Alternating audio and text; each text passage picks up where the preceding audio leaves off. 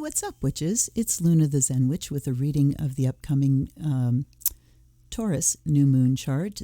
The new moon occurs on May 11th, 2021. This is at 2:59 in the Eastern time zone, so adjust it for your time zone, please. Let's go with the overview down at the bottom right. And we see that we have a strong Virgo, or, relatively strong, certainly a definite Virgo chart signature. But what do you see that stands right out in the elements? Zero fire. Absolutely no planets in fire here. And of course, since we don't have house cusps for the chart, we can't see if any planets occupy fire houses. So that may be different for your area if you plug in those house cusps. So what does this mean? No fire. Talk about stable. Sun-Moon conjunction in Taurus is stable. The moon is exalted in Taurus, saying that emotionally things are very stable and slow-moving, non-reactive. And then the same goes for the sun. Taurus new moon is when we put our seeds in the ground. This is when you plant seeds to take root, and literally or figuratively. So think about that in terms of the new moon. Let's start with the aspects here. Saturn is trining both the North Node and Mercury. Saturn trine Mercury says that it's very easy to structure our thinking, particularly with Mercury in its own sign. Saturn in Aquarius gives a little bit more open-mindedness to new ideas, to innovation, but just that Saturn-Mercury trine says very easy to structure thoughts, very easy to put what we're thinking into form, into a plan, into a structure. So yay for that. Think about long-term, what you might want to kick off here that is going to be in place for the long term, because this will be the birth chart of that thing. And having a Mercury-Saturn trine with Mercury and Gemini is excellent for that. Okay, let's see what else we got here. Let's look at the squares. We have Mars Chiron square. This means that our woundedness can be a little ouchy, a little bit, we can be very reactive with that, very reactive, because we've got Mars in the cardinal sign Cancer, which means that we will react emotionally and possibly aggressively like that. Squaring Chiron, it just says, please make sure that your wounds are cared for, that you do your own self-care so that you're not so easily triggered under this new moon. We've got Neptune sextiling the new moon.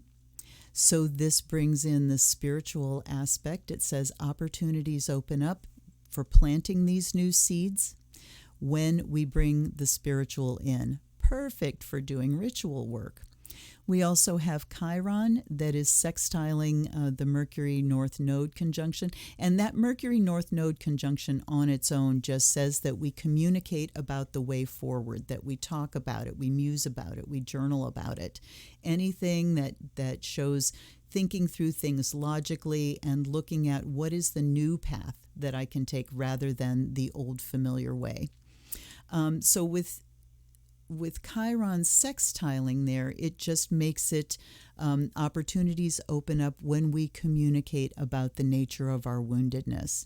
So, with a chart lacking fire, it could be much easier to work through some of these things, maybe with a partner, certainly with a counselor, with some friends, just being able to talk about it without getting, without the fire behind it.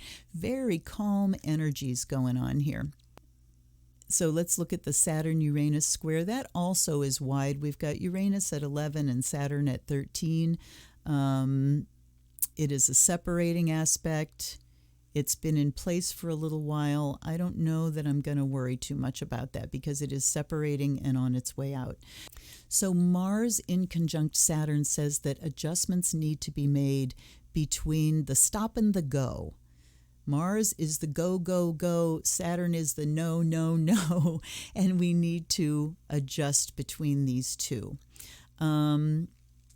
Just looking at taking things a step at a time. I mean, we do have Mars-Saturn energies together, so grab the steering wheel and steer it more in the direction of I'm going to look at how I can mete out my energy, how I can do things step by step, taking it just a step at a time. I think that's the way to go with that. We've got a Mars-Uranus sextile. So opportunities open up when we really do go in a new direction. Uranus is updating things and innovating things. In Taurus, it says in a very practical way. And sextiling Mars says when we put emotional energy, Mars in Cancer really gives us a lot of emotional energy. When we put emotional energy into updating things, opportunities open up. So when we let go of the old way, go the new way, we definitely get some opportunities happening. This is also an interesting thing. If you look at this Virgo chart signature down at the bottom, we have a predominance of Earth, predominance of mutable planets. That gives mutable Earth, Virgo chart signature. Notice that we have 0 planets in Virgo. This is a great example of how you can have a chart signature and not have any planets in that sign. It's all down to the elements and modes.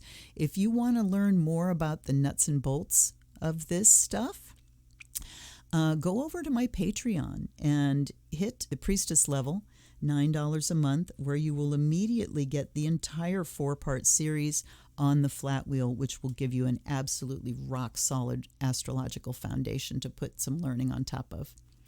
All right, you guys, I hope that was helpful. So no, wait a minute. Virgo chart signature just means that overall we are practical, that's Earth, and adaptable. So practical and adaptable is an excellent way to be. That means you're thinking clearly, especially with the Saturn Mercury trine. You're thinking methodically and thinking long term. So this is an excellent time to really look at what the long term project is that I want to kick off that's going to get just the best practical footing possible. All right, you guys, I hope that was helpful for you, and I will see you next time, either on an unboxing or an Astro Snacks or a live stream. Until then, this is the Zen Witch. Blessed be.